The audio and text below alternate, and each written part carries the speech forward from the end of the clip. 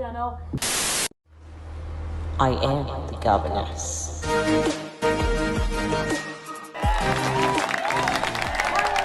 Hello guys, welcome to my YouTube channel. My name is Adedayo, the governess.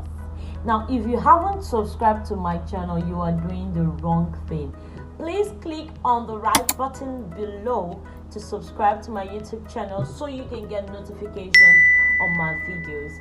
Now, today we are going to be talking about creating routines and how kids can react while you create routines as parents and as guardians. Tip number 1, allow your kids to help to create those routines. When kids are part of a decision, it makes them happy. Therefore, it will be difficult for them to refuse to do these routines. It also gives them a sense of responsibility and a sense of confidence where this is concerned. Tip number 2, do not set ambitious routines. What do I mean by ambitious routines? Do not set routines that are not real. Routines that is just overboard. For example, you're telling your child that, oh, I need you to wash the 6 dishes in 1 minute. It's just too ambitious. So when you're setting your routines, be able to plan your time as long as with your routines as well. Now, if you have created the routine for the first time, the times that I would advise as parents and as guardians, if you have the time, there are times that we are not rushing out to do anything, right? During the weekend. If you have your routine, call your child, tell them, okay, I need you to brush your teeth at this time, I need you to have your bath at this time, and see if it's going to work.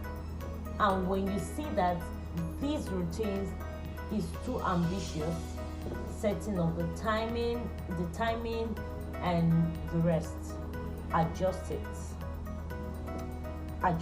It is very important that you don't set ambitious routines so that you don't get your children weary and tired. They will not follow it. They won't follow it if you set ambitious routine. Routine number 3, be clear and specific with good explanations about your routines. Just don't give routines without an explanation. Be clear, be specific. So this is what I tell to my kids sometimes. My kids are grown up, right? They are in their preteen stage, and I don't get to do the routines with them all the time. They do that most of the time themselves. While they bring it to me, we do a review together. We make changes where changes need to be done, and we leave it as it is. They go to their room, make a cardboard, put it on their wall with pictures and all sorts, so that every day when they wake up, they know what to do. Yes, but then before they grew up to this, I will create them, put it up on the wall for them, and when it's time for these activities, I give them the explanation one after the other. So when you put up a routine, just don't write clean. Be specific and explain. Clean the room and mop. Okay? Wash the dishes and rinse. Alright? Clean the mirrors and the handles. Explain and give specific instructions for your routines. Give specific instructions for your routines. It will not take much of your time. Tip number 4, put these routines in letters. Put them in letters. And I don't mean formal letter, informal letter, and semi-informal letter. I mean put them in writing. Make it plain on a hard copy.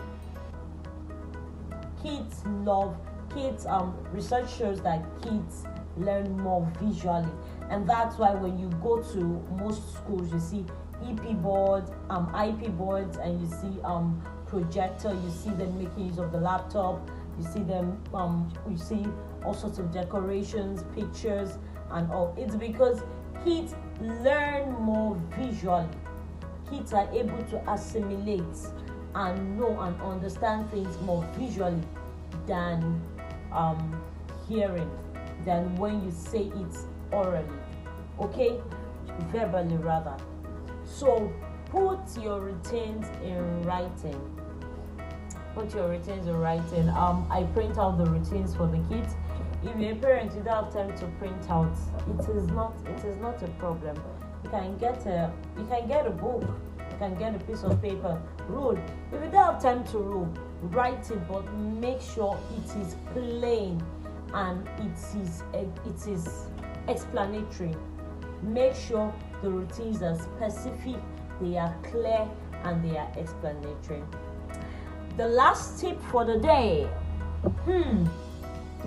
Parents, guardians, child takers, we are role model to these kids.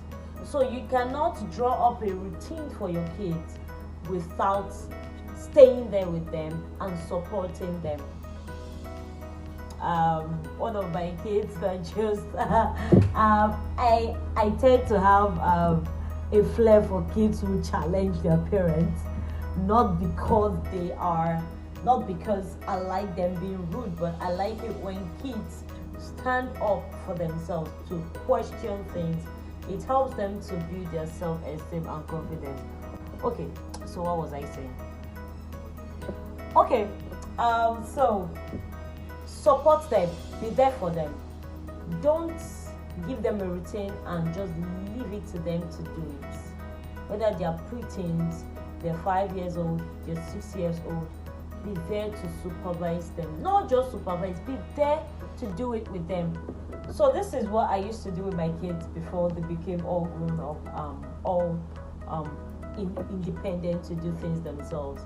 I would say, hey, let us go and clean the room. Let us go on. So when you use statement like let's go, let's clean up this, let's clean up this room, let's do the dishes, let's plant some seeds, let's make an art craft, let's do some bakery, some cooking, and it gives them a sense that, okay, yes, we are in this together. But when you leave them to do it on their own, then they will tell you, Mommy, you have given me to do this on my own. Daddy, you have given me to do this on my own. So I'm just going to do it on my own. I'll do it my own way. And trust me, their own way may not be the way you like it. So I hope those few tips has helped you to understand that creating routines are important. It is not as ambiguous as we see it, as it is very simple. It is very simple. As time goes on my page, I will put up an example of how you can create a simple routine, a 7-day routine for your child: morning routine, evening routine, and afternoon routine. Please, if you haven't subscribed to this channel, please click on the right button below and click on subscribe to get notifications on my videos, and share these videos to parents and guardians who may need it. I am Dayo, the governess. See you next time.